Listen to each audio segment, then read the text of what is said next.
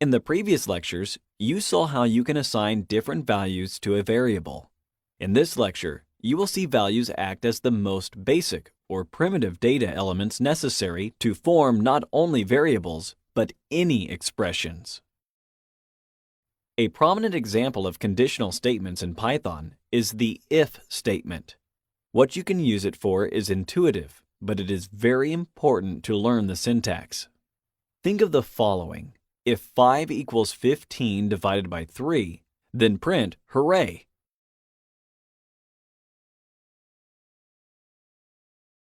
First, don't forget we should use the double equality sign here, because we are checking whether 5 is equal to 15 divided by 3, and we are not assigning the value of 15 divided by 3 to be 5. 5 is not a variable name, it is a number. Good. Now, it is crucial to place a colon. The colon will tell the computer what to do if the condition we just wrote has been satisfied.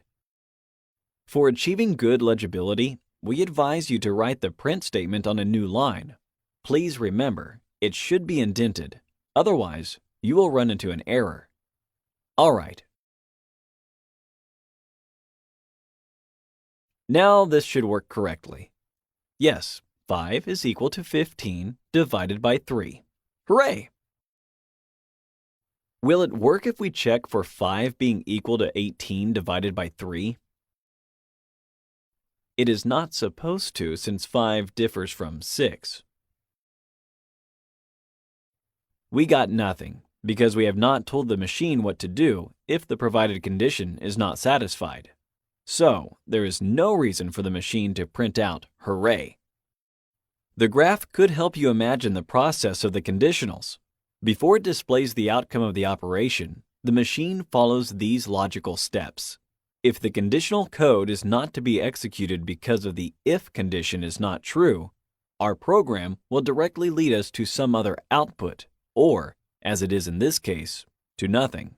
After any of the two situations, the machine will go to the next black point and will progress from there on. Let's try with an inequality sign, which can be written with an exclamation mark and an equal sign.